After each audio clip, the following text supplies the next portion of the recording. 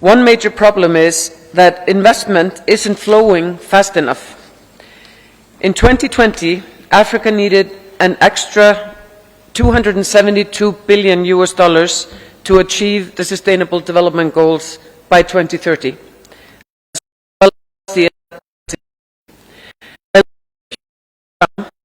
Represents only 0.2% of the global stock of financial assets under management. In 2021, only 6% of global foreign direct investments went to Africa, despite the promise of high returns in sectors like wholesale trade and financial services. So what is stopping investors? Our joint analysis with the African Union Commission shows that in Africa, more than elsewhere in the world, global crises have exacerbated old challenges. Look at the cost of capital. In 2021, capital costs for renewable energy projects in Africa were about 7 times higher than in Europe. We also need to discuss risk perception. In our survey of African and European investors, about 3/4 of respondents said that policy instability and lack of regulatory capacity pose significant barriers to financing among those who see investing in Africa as risky business. So again, what can be done? Based on our reports that we're launching here today, let me propose 3 ways forward. First, we have to help investors access better data. To fully assess opportunities and risks, investors need reliable data on supply and demand, but information is too hard and costly to find in many African countries. The good news is that there are already some great resources available. For example, the African Market Observatory monitors prices and market dynamics across regional agri-food value chains. The African Automated Data Network compiles data on everything from vehicle to assembly plants, vehicle sales to assembly plants. Policymakers and the international community can better resource such initiatives, and investment promotion agencies can better aggregate and curate the data. Secondly, we need to do more to leverage local financial institutions. They are best placed to understand local markets and priorities, and they can help advise on viable projects and financing mechanisms. The AFDD 2023 reveals that African development finance must become stronger. Of the more than 100 African development finance institutions active on the continent, most operate with funds equal to less than 3% of national GDP. But better coordination of existing funds is just as important. One of the most promising examples can be found right here in Kenya, the Kenya Pension Funds Investment Consortium. Pooling 88 local pension funds, it creates a pipeline of bankable infrastructure projects, mobilizing over $130 million in investments. It has worked in sync with regulatory changes, allowing Kenyan pension funds to invest up to 10% of their assets in infrastructure. This coordinated approach is essential to moving capital held by African institutional investors into tangible investment projects. And thirdly, we need to accelerate regional integration. Harmonized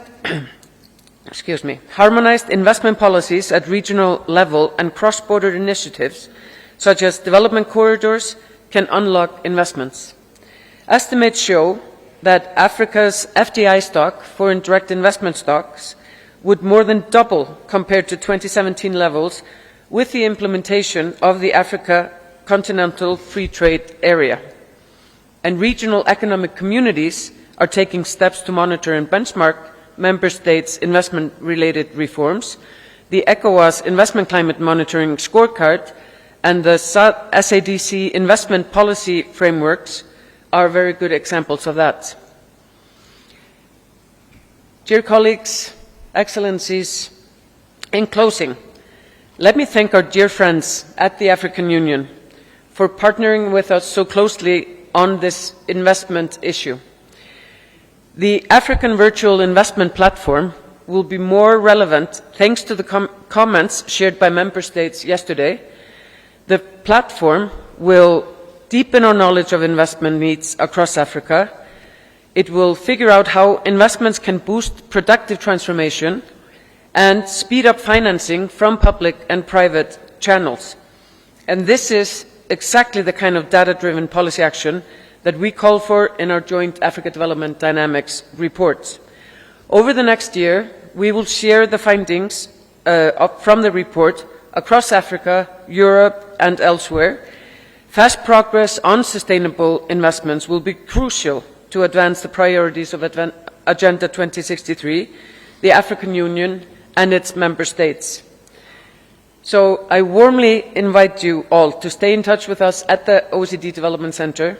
As many of you know, 11 of the Development Center's 54 members are countries from Africa, and we invite more African countries to join the Center. Our door is open, with investing in Africa's sustainable development as one of our shared objectives. I'm eager to hear and learn from the discussions today and look forward to continued collaboration. Thank you.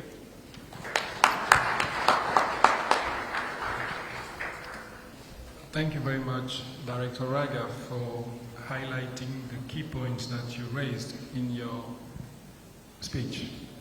You've alluded to issues of strengthening local financial institutions. And I do think that yesterday it was one of the key points on the conversation of experts when they were deliberating on how the continent can move forward to achieve structural transformation.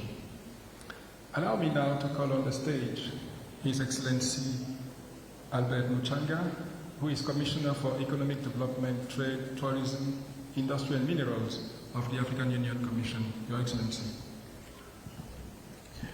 Thank you very much, the Director of Ceremony. Your Excellency Musalia Mudavadi, the Prime Cabinet Secretary of the Republic of Kenya. And in absentia, I salute the Commissioner for International Partnerships in the European Union Commission, and my very good friend Raga, the Director of the OECD Development Center. I always call her Raga, and everybody calls her Raga. So at a later stage, I'll give you her name. And if you can pronounce it, then you are a linguist. My brother, Professor Kevin Urama, the Vice President and Chief Economist at the African Development Bank, my sister, Dr.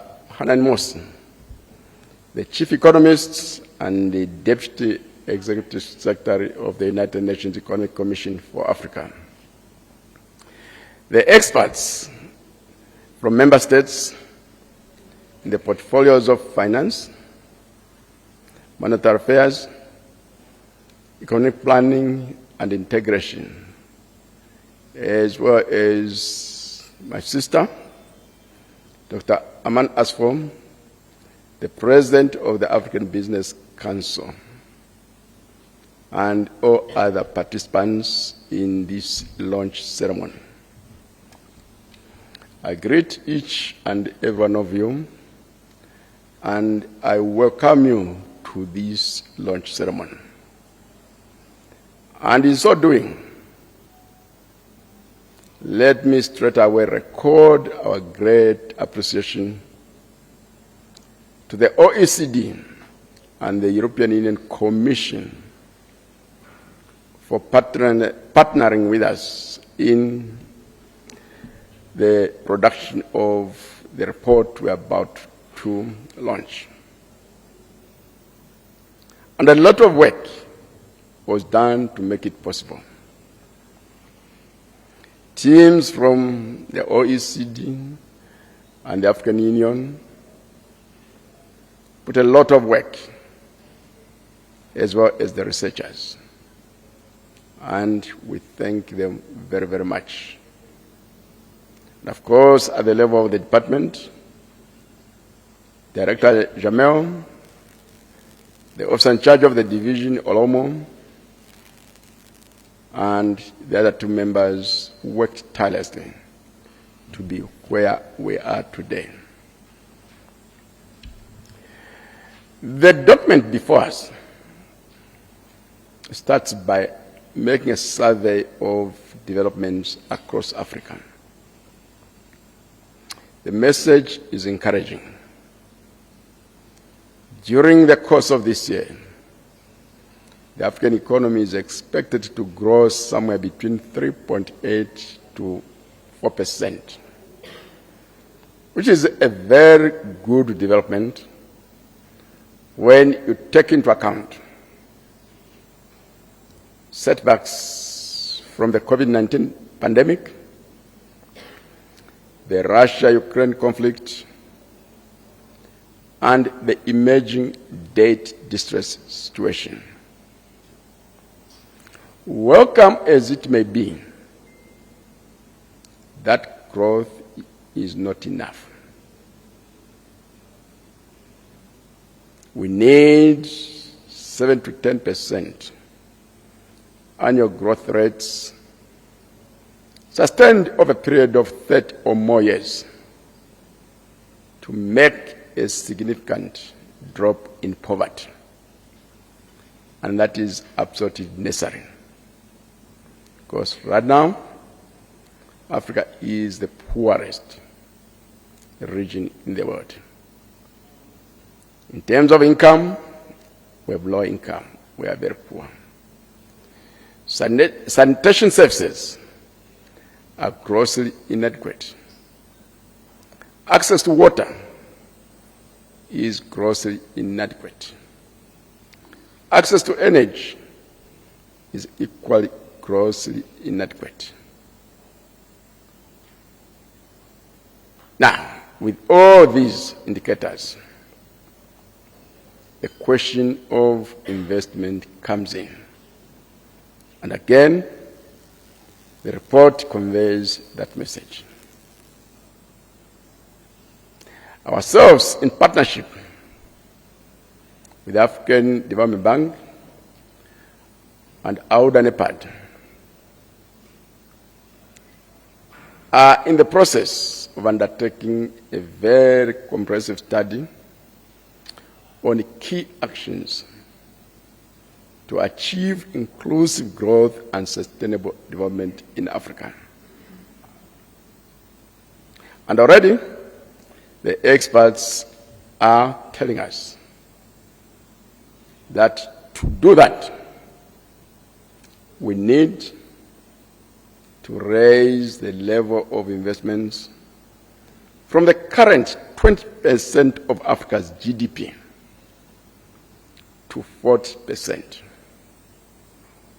And my very good friend Raga, in a statement, made it very, very, very, very clear.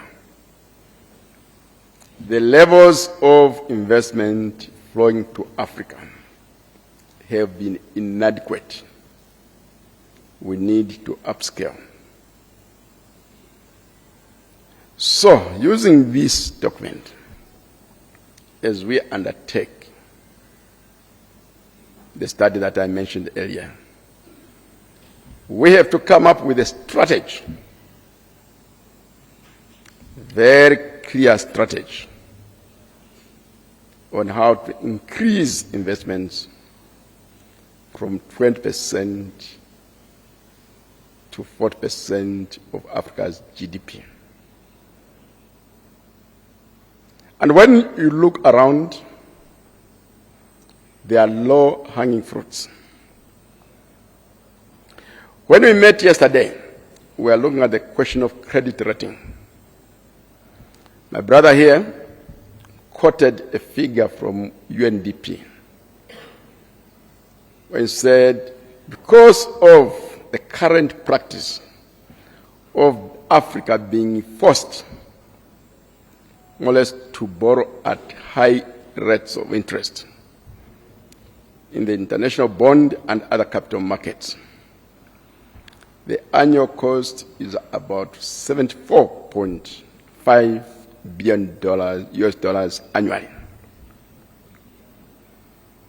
The United Nations Economic Commission for Africa and UNCTAD have undertaken studies on illicit financial flows outside Africa. And the figure they give us is about 89 billion US dollars per annum. The Africa Tax Forum, the Africa Tax Administration Forum, they are here in the audience. They've partnered with the UN Economic Commission for Africa to make an evaluation of tax incentives. And they are telling us that at a minimum, Africa loses about 220 billion US dollars annually in tax incentives. Add 220 to 89 to 74.5. We are talking of an aggregate figure of about 360 billion US dollars. That's a low-hanging fruit. In addition to the need to strengthening tax administrations across Africa, the trend is that all of us want public services, but we do not want to pay for those public services. So even at the domestic level, there is tax evasion. And the last issue is the value of information, which this document avails to each and every one of us. You colleagues from the ministries of Finance, Monetary Affairs, Economic Planning and Integration, I urge you to make use of this document as policy implementers, policymakers, so that you develop insights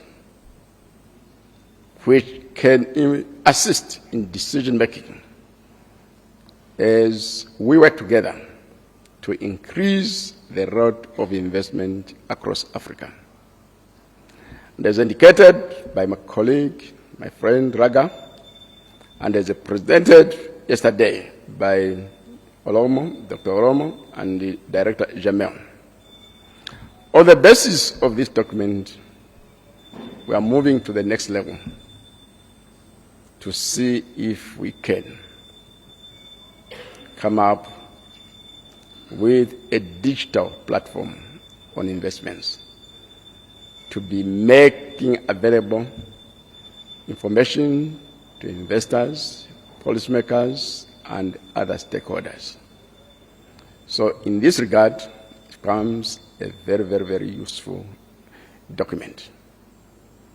And I'll end by saying that as we move ahead, the demand for finance is getting more and more, and the supply becomes very complex. And in some parts of the world, we are told that we have to make a choice between poverty reduction and preservation of the environment. The Paris Summit came up with the position that the two should go together. We should tackle poverty reduction, at the same time reduce the stress that we are putting on the environment. And this document, again, is going to be an input. I end here and thank each and every one of you for your kind attention. Thank you.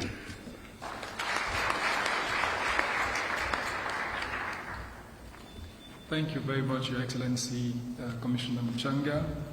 You've highlighted a key point on the need for us to increase investment from the current level of 20% to 40% of GDP. And I do hope that the message is clear and we will be working to ensure that we are able to achieve that target. Now, Excellencies, ladies and gentlemen, it is my distinguished honor to call on the stage His Excellency Musalia Mudavadi, the Prime Cabinet Secretary of the Republic of Kenya, who is our guest of honor and who has graciously accepted our invitation.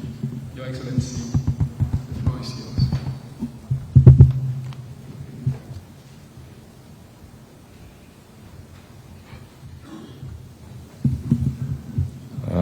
Good morning, everybody.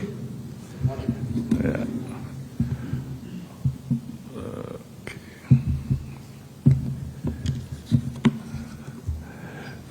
Your Excellency Albert Muchanga, Commissioner for Economic Development, Trade, Tourism, Industry and Mining for the African Union Commission.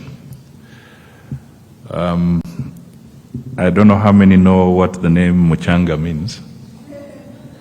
Birds of the air, but this one is sand. Sand, soil, earth. Okay. Dr. Hanan Mosi, Deputy Executive Secretary of the United Nations Economic Commission for Africa. Madam Janta, Commissioner for International Partnerships of the European Union.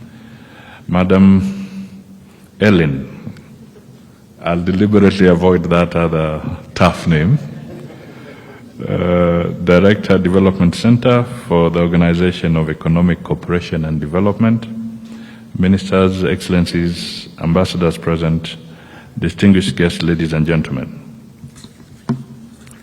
May I thank you for this opportunity to speak at this launch of Africa's Development Dynamics 2023 report, whose theme is Investing in Sustainable Development. Allow me to also congratulate the respective departments of the African Union, the OECD, and the team of experts from Africa and other regions for their collaboration in the production of this excellent report. I am also impressed that the report covers strategic areas of natural ecosystems, renewable energy, climate finance, and agri-food value chains. Importantly, the report juxtaposes the most recent data sources to analyze public, private, as well as domestic and foreign investments. I am certain that the report's analysis and recommendations will serve as a useful guide and reference point to policymakers and development practitioners in Africa and elsewhere. From the perspective of Kenya, the report holds many valuable lessons on what we have done right in terms of implementing measures that support investments in sustainable development. These include facilitating clean, green, and resilient growth, increasing resilience of our economy to global supply chain shocks, and strengthening our national capacity for disaster risk management. Indeed, our administration's bottom-up economic transformation agenda, popularly known as BETTER, prioritizes agriculture, environment, and climate change, among other key sectors necessary to promote inclusive growth. However, as highlighted in the report, Kenya, like many countries in our continent, faces serious challenges arising from the global crisis that slows down our momentum. Allow me, therefore, to highlight some of the factors that have made Kenya a leading investment hub in East Africa. Kenya's experience is that investment at scale can only be mobilized if an enabling business environment is in place. As many of you are aware, before the World Bank's Ease of Doing Business Index was discontinued, Kenya jumped from the rank 129 in 2014 to 56 in 2019. Significantly, we benefit from a thriving financial services sector. The Kenya Commercial Bank Group and the Equity Bank Group are the third and fourth largest multinational corporations by market capitalization in East Africa. The success story of our country's mobile banking sector is well known, even as the sector keeps evolving as more and more digital services build on M-Pesa and other mobile banking platforms. Kenya's leading firms in finance and telecommunications, like Safaricom, provide credit and services to consumers and businesses all over the East Africa region and globally. These firms employ thousands of people in Kenya and across the region. The three firms, Safaricom, Kenya Commercial Bank, and Equity Bank, employ 22,000 people in East Africa, many of them in high-quality jobs. Ladies and gentlemen, often overlooked in these harsh economic times is that Kenya stands as the country with the largest institutional investors in East Africa. Financial assets managed by the Kenyan pension funds amount to 12% of GDP, or amounted to 12% of GDP in 2015 to 2020. This was the fourth highest share in Africa, only behind the outlier cases of Namibia, 98%, South Africa, 84%, and Botswana, 53%.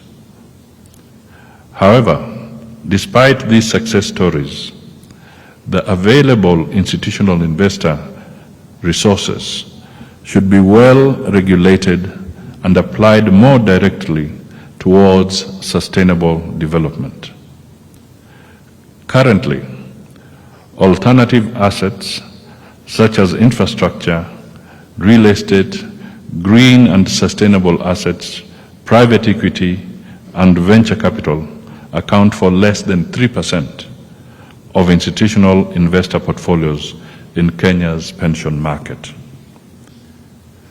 In response to this situation, Kenya is making efforts to mobilize these funds. Kenya's Retirement Benefits Authority has implemented regulatory reforms to support the proper management and growth of this important sector. On the other hand, the Kenya Pension Fund Consortium plays an important role in coordinating and activating these funds for infrastructure projects. Our country has also become a hub for regional value chains, among them in the agriculture, service, and manufacturing sectors. This results from deliberate policies and programs put in place by the government. The conditions have allowed more public and development funds to trigger more private investments. It should, however, be noted that none of the success factors are related to our natural resource endowments. This makes investment flows to Kenya more resilient to global shocks and commodity prices.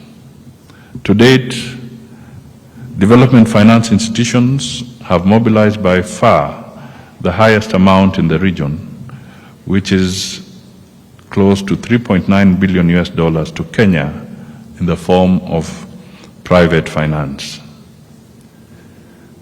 Ladies and gentlemen, Kenya is Africa's renewable energy leader, with a lot of potential still unexploited. We are now considered the foremost renewable energy destination in Africa and among the world's top 5 clean energy technology destinations. Hydropower and geothermal remains Kenya's primary renewable sources, but solar and wind power are fast catching up. The country has therefore Africa's most diversified renewable energy mix. It leads in geothermal energy generation in Africa, even though only 5% of the Rift Valley's potential is currently being exploited. We are indeed on track to reach 100% energy production through renewables by 2030. Even though our country has made these significant achievements in sustainable investments, recent crises such as the COVID-19 pandemic and frequent negative shocks emanating from severe climate change events have slowed down our country's momentum and progress in sustainable investment. We experienced the worst drought in 40 years that affected agriculture and almost decimated our livestock herds.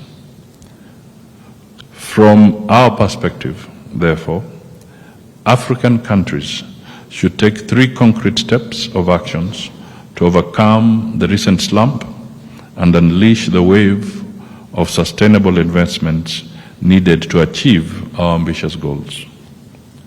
First, sovereign access to cheap capital is key, and the international community has to live up to its promises. Kenya was an instrumental, vocal member of the African Group of Negotiators on Climate Change that achieved the Global Shield loss and damage mechanisms at the COP27. Through the African Union, we need to continue to press for a seat at the G20 and for a reallocation of IMF special drawing rights. This is especially to pressure meaningful acknowledgement of African countries' vulnerability to climate change and our importance in carbon mitigation. Second, Africa must counter negative risk perceptions by both foreign and African investors. We should encourage and enable risk assessments that are unbiased, thus making available risk mitigation strategies unknown to investors. Dependable risk assessment must be evidence-based and cannot happen without better and reliable data, as we had from the previous speaker. We should strive to be innovative and continue to actively pursue new methodologies of appraising risks in African countries. In this context, I wish to repeat, efforts like the African Investment Observatory, which Commissioner Muchanga and Director Ellen mentioned earlier, are laudable. Establishment on an African credit rating agency is imperative. Third, we must empower our national financial institutions to enable them channel funding to sustainable investments more effectively. This requires new governance structures and enhanced capacities at the national, regional, and continental levels.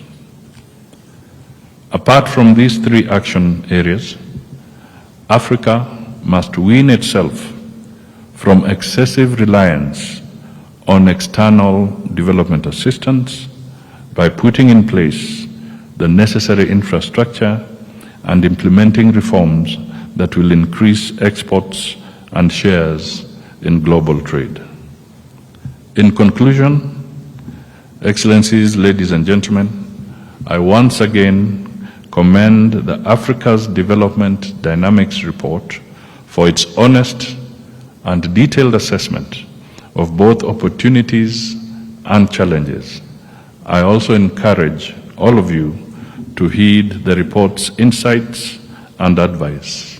Asante sana. Thank you.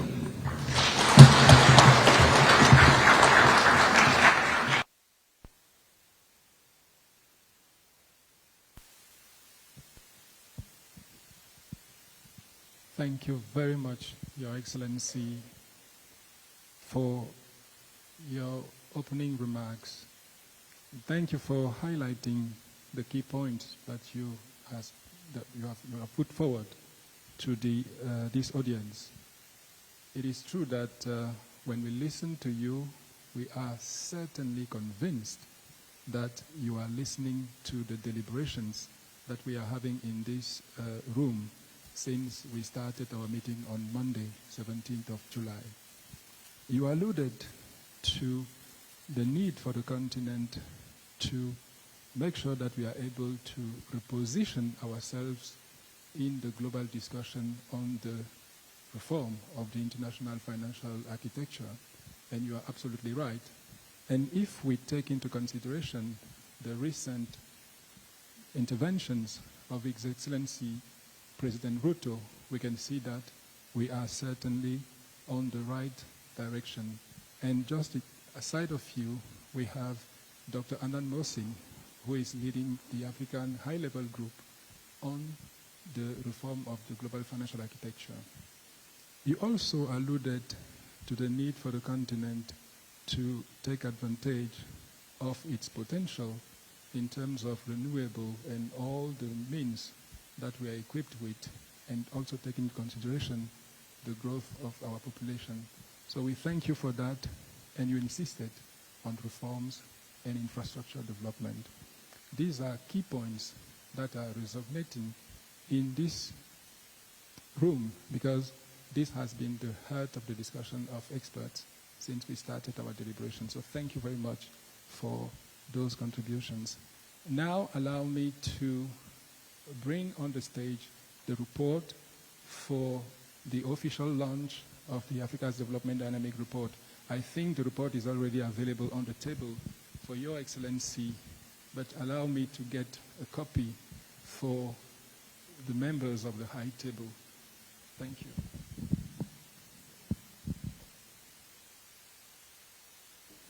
Thank you. You can stand, and then we will have the photo session of the launch of the report. May I kindly request the presence of my director, Director Jamel.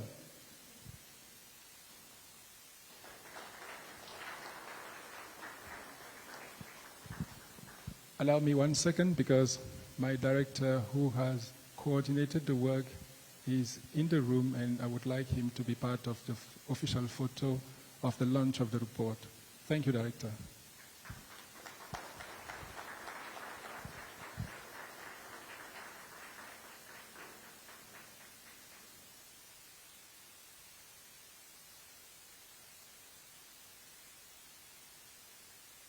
Thank you very much. The report is officially launched.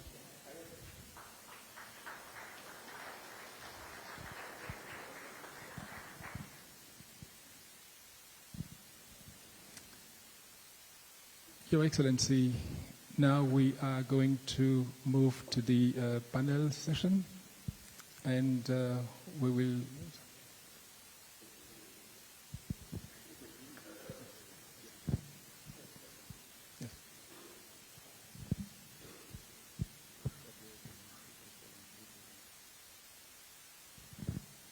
Your Excellency, now we would like to rely on your wisdom and guidance. Will you continue, or are you leaving the...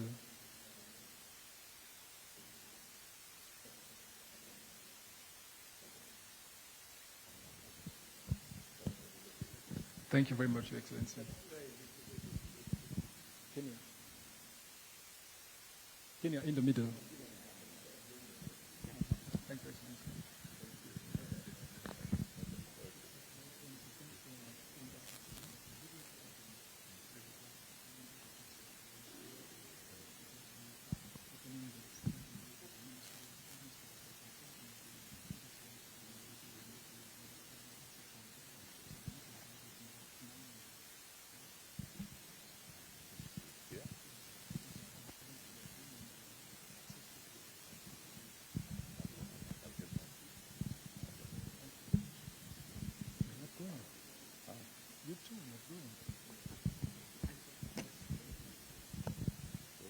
Yes. Allow me to call on the stage the panelists. Thank you.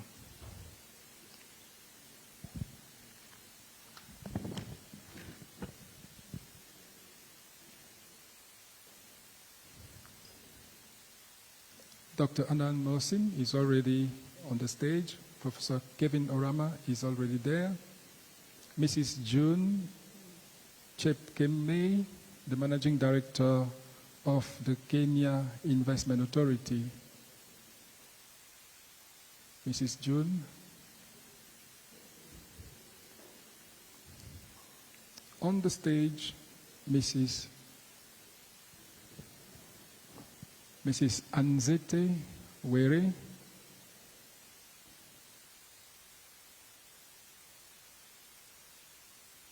An additional chair.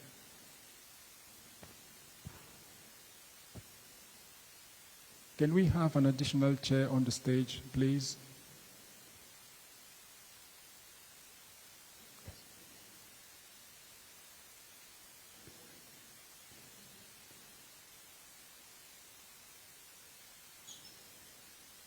Dr. Amani Asfu, you are invited on the stage.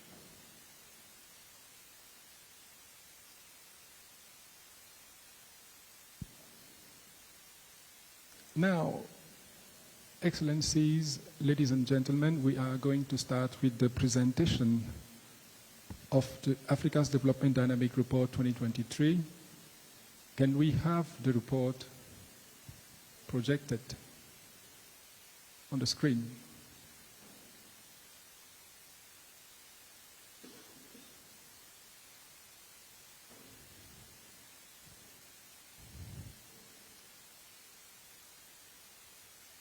The PowerPoint presentation, please.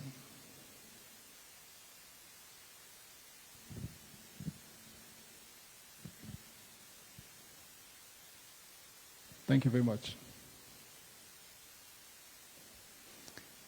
Excellencies, ladies and gentlemen, as we said earlier, this is certainly one of the most important opportunities that we are having to celebrate research and findings within the continent.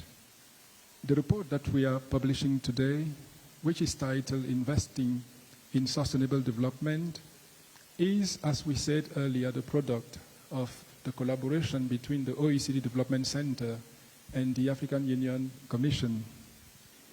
The 2023 Africa's Development Dynamic Report looks at how African continent can mobilize more sustainable investment to fuel its economic transformation and development under Agenda 2063. The report draws on the most recent statistics and offer a menu of policy options that are illustrated in the case studies that are presented in the report. Slide 2, please. The report is a collaborative effort, as I said earlier, of the African Union Commission and the OECD Development Center, but more importantly, it is a report that also captures the interinstitutional capacities of the continent, because we have the participation of the African Capacity Building Foundation and the participation of the AUDA NEPAD in the drafting of the report. More significantly, the Africa's Development Dynamic Report also captures the brilliant knowledge of our researchers within our academic universities. And in this regard, as you can see on the screen, there are many universities that are participating in the project. It is also a report that captures the energy of partnerships. Global partnerships are important because the report is funded by the European Commission with the support of the German Ministry of Development Cooperation under the GIZ framework. Next slide, please.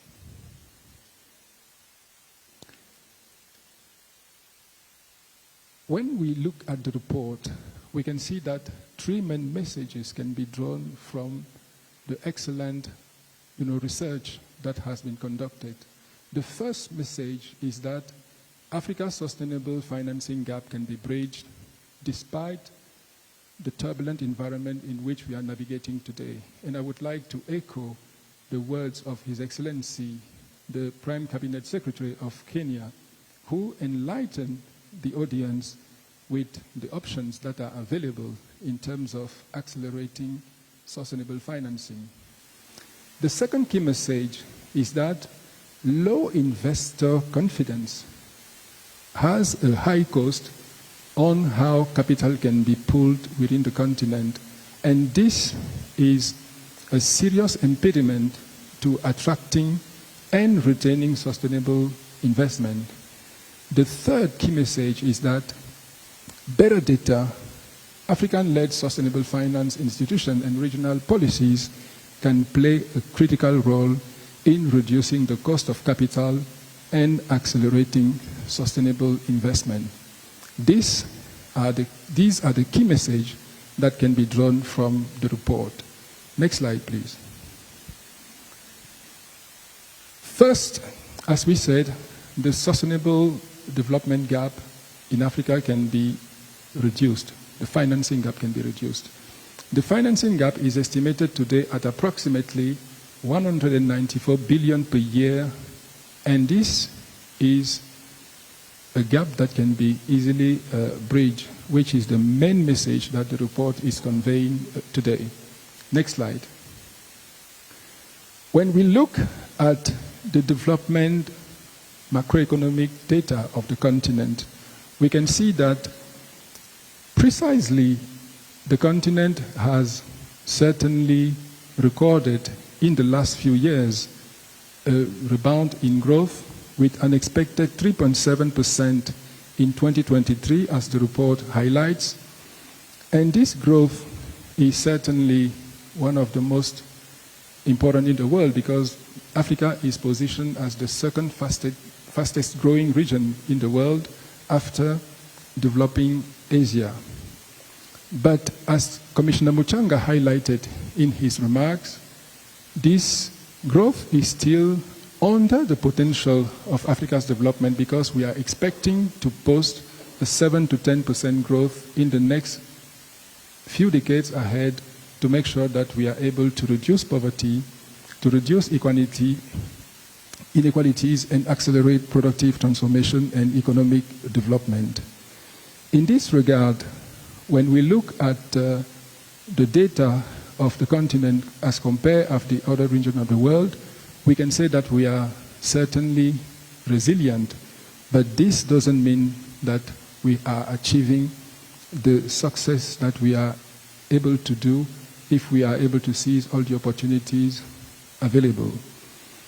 Africa is endowed, as we know, with the youngest population of the world, and it is estimated that with a median age of 19 years compared to 32 in South America, Asia, and 42% for Europe, Africa by 2050 will have a population of approximately 2.7 billion people today, compared to a population of 1.4 billion actually.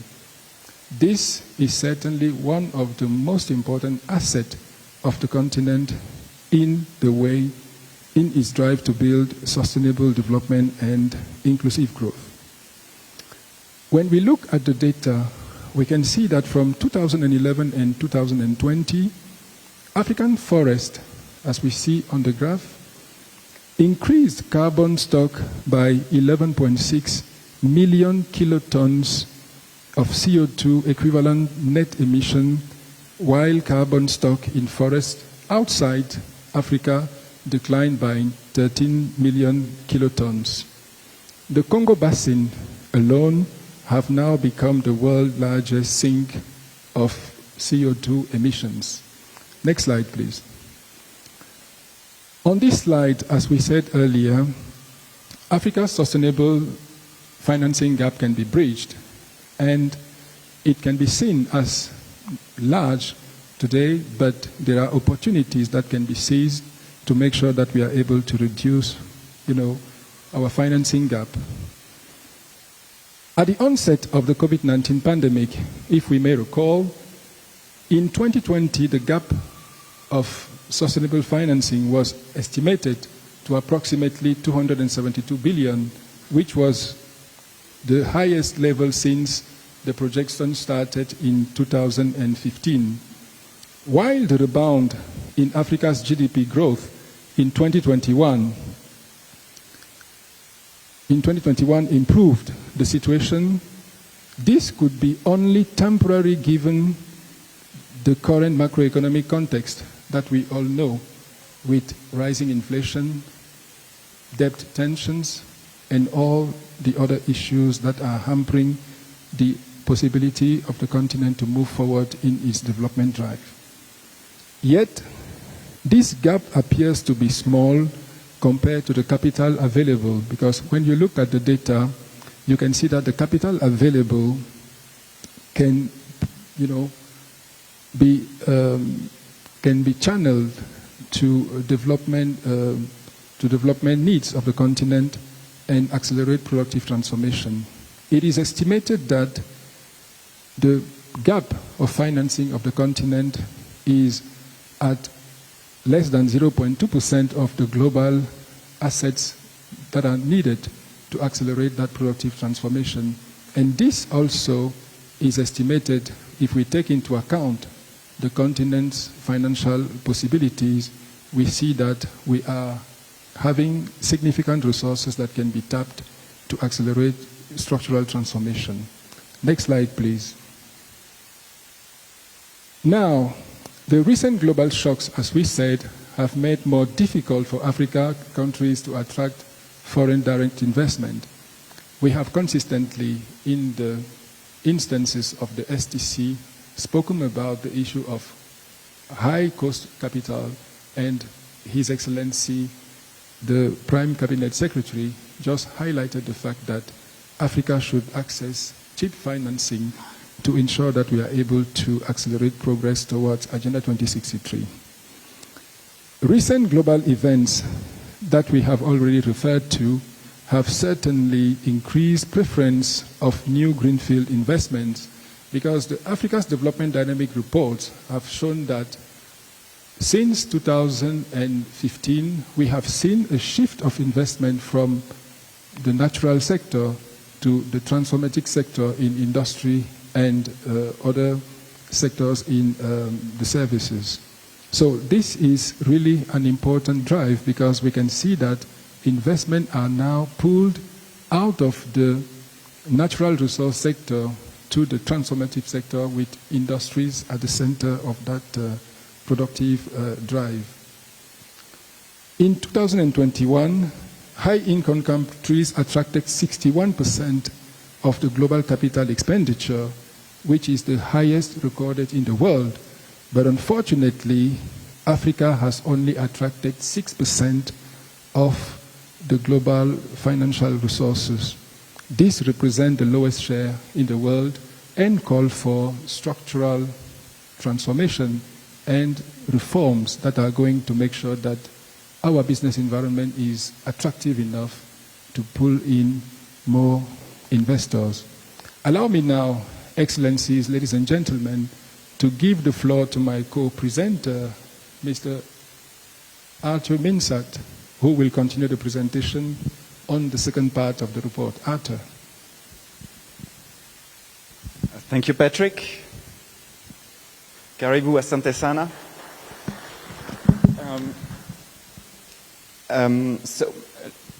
Your Excellencies, ladies and gentlemen, it's an honor to be here. I will continue my presentation in French language, so if you need the interpretation, please take the earphones so that you can have the interpretation.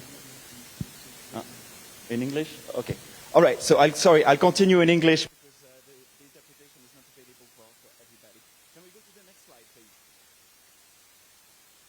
So we look at what are the main constraints, and our analysis is focusing on two main impediments.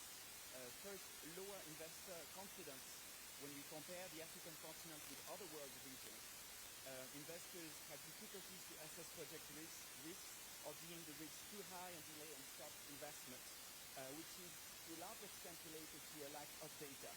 And the second high challenge, which is closely related, is the high cost of capital that is directly related to the investor confidence. You want to take a premium on the investment project to give an insurance against the risk that they perceive. Next slide, please. What we saw, and especially with the okay, I'm telling it now. So with the global crisis, particularly since COVID, we have also noticed that the African continent has been particularly hit more than other world regions by these challenges, and the cost of capital has particularly increased, while the allocation of funds to Africa by institutional investors remain low. What happens is that worsening country rating, credit rating, and higher vulnerability to the tightening in international monetary policy have increased the cost of capital in Africa since roughly 2020. For instance, when we look at the spread on average Eurobonds across the 20 African countries that were the most hit, we have now reached, in September 2022, we reached a 15-year high of about 12%. And if we compare with previous crises, so in 2008, the financial crisis, the spread was at 9%. In 2020, during the COVID crisis, it was at 10%. So a lot of vulnerability today with that example. Now, as it also has sectorial repercussions, for example, in the energy project, renewable energy, where the cost of capital is 7 times higher on the African continent than in Europe or North America, although the continent is endowed with 60% of the solar energy potential of the world. So a big discrepancy here directly affects the investment landscape. Similarly, when we look at pension funds and institutional investors, only 0.5% of global assets are allocated to the African continent compared to 4.2% for developing Asia. An important constraint is our information shortages. So the teams at the AUC and the OECD Development Center conducted a survey of about 55 multinationals investing on the continent, and they identified different risks, and the most prominent ones are macroeconomic risks, political risks, and regulatory risks, in addition to others like legal or currency risk, for instance, that hinder the risk assessment and mitigation strategies for foreign investment and increase the cost of searching for investment opportunities because of the lack of information that may, and this perceived risk may not correspond to the real risk on the continent. That's really important. Addressing that constraint will be really able to better align the risk assessment with the reality on the ground that operators in the African continent, particularly small and middle-sized enterprises, know best, for instance. And these investors also highlighted that they need more data, in particular from public authorities in Africa. So there was one key expectation that came up from some of the 55 firms that we interviewed. A second important message, in addition to the size of the investment that needs to be mobilized, is that we can do already a lot with the resources that are available today to be better allocated towards sustainable development. Let me take some examples. Sectors such as textile, automotive, or electronic equipment are very job intensive, as you can see on the slide. However, all three combined attracted only 4.5% of greenfield foreign direct investments, so new investment projects to the continent. So a lot more can be done, for example, by developing specific sustainable investment frameworks that are still missing across the continent. We have an example from South Africa that's implemented a new SG taxonomy in April 2022, but that's the only case that we know in the continent. The countries can learn from these and other experiences to develop and implement them further and attract more foreign direct investment in these transformative sectors. Secondly, we also learned a lot by looking at intra-African foreign direct investment and comparing it with investment from investors from outside the continent. It turned out that investors inside the continent were 3 times more resilient than investors coming from outside of the continent during the COVID-19 crisis. We saw that the decrease in foreign direct investment was minus 20% compared to 60% for non-foreign direct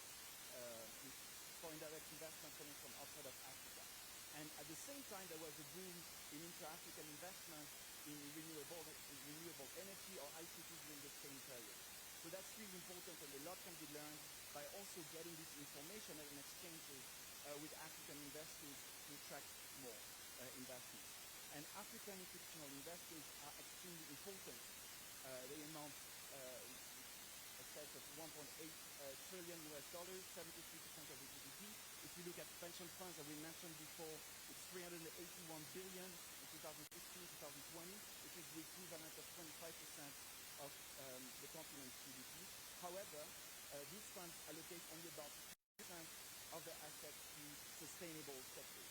If we also look at taxes, 16% of Africa's GDP can also be better mobilized to better transparency and exchange of information. And likewise, also with global partners, more ODA is needed, and although it was increased during the COVID-19 crisis, it increased in 2022 to the African continent, and it's not reaching the target of 30% of gross national income for the OECD countries. So a lot of progress, but there's a lot of opportunities that can be reached. So what can be done? Three priorities, as was highlighted before, also better information to answer to the better align perceived risks with the real risk on the ground. Second, developing sustainable, African-led sustainable finance through instruments and actors. And third, continuing to deepen the regional integration drive that has taken place on the continent. First, if we look at information and data availability to investors' confidence, as mentioned, investors want more public data, in particular that can come from national statistical offices, investment promotion agencies. Here, as we know from the AUD and IPAD and the African Union, African governments do not spend enough of their budget on statistical capacity building. It's at about 0.07% on average compared to the African Union objective of 0.15%. And we have one case of Africa that meets that objective, so more can be done here. Similarly, we spoke about debt yesterday. Increasing transparency can improve sovereign bond spread by 14.5 basis points, and we estimate also that it can decrease the cost of debt finance by $400 million US. So again, this improving information transparency will have substantial will enable to mobilize more resources and better allocate them. And now in this report, we've done 5 regional case studies for each of the 5 regions and regional chapters done by African professors from African universities. And we take the very compelling examples of the Congo Basin forest in Central Africa that has become the world's largest carbon sink, valued at 55 billion per year, 36% of the GDP of the countries hosting the forest. However, it's the regions that attracted the lowest share of international finance over the past years. So here it's about better data, but it's also about developing the framework, the business framework to attract the investment as well that goes together with the data and better policies. And we identified, for example, in that chapter, case study from Gabon. The Gabon was the first a sovereign wealth fund to develop a green fund to finance its ecosystems, and could manage to attract $17 million US. So that's related to the second message on the strengthening African-led sustainable finance through better institutions and instruments that can be mobilized. We heard a great success story from Kenya just before. And in the North Africa chapter of the report, we also identified cases from Egypt, from Morocco, that were able to develop innovative instruments through green bond issuance to mobilize over $1.1 billion US. And there's a lot of initiatives on the continent. The African Exchange Linkage Project, for example, aims to connect the 7 African stocks to tap $1.5 trillion. And that's very much needed because the IPOs on the continent altogether in 2017 could attract $1 billion US, but that's not enough. If we compare with India, India's IPOs in the same year could attract 17 billion, or Brazil 15 billion. So here these are only one country or two countries that can attract much more than the continent. So more can be done there to develop the stock exchange markets as well. And there are also new initiatives such as the African Carbon Market Initiative, aiming to attract $6 billion, create 30 million jobs in the following years, are also working together with the 102 development finance institutions on the continent to improve the endowment. At the moment, they have the portfolio is equivalent to about 3% of the GDP of the countries where they operate, so more can be done there. And we have also great case studies at the local level. InfraCredit Nigeria, for example, could provide local currency guarantees and mobilize $240 million to African farmers.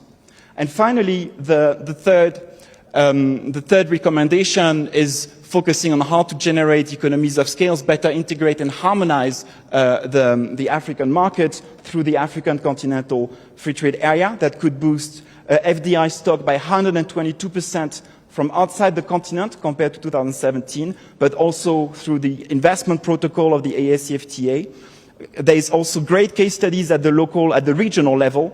For example, with the ECOWAS Investment Climate Monitoring Scorecard that was developed to provide a comparison and a ranking among the countries and provide this similar framework, like the SADC investment policy framework in Southern Africa.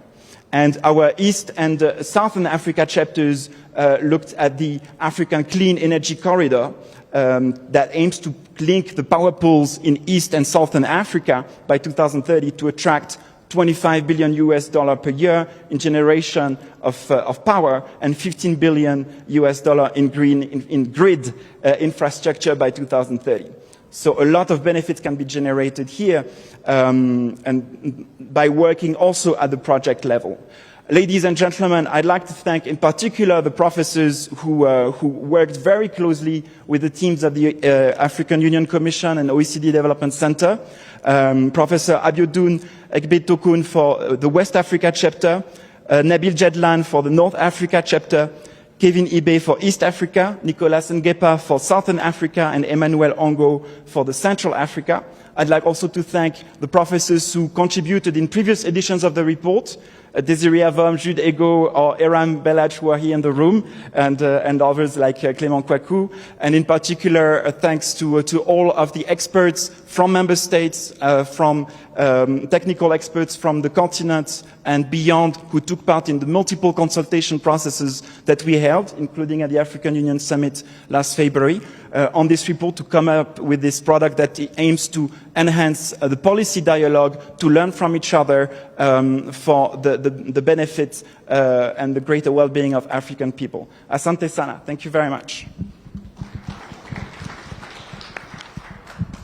Thank you very much, my dear Arthur, for so elaborately presenting the second part of the report, and you highlighted the key points that are in the report.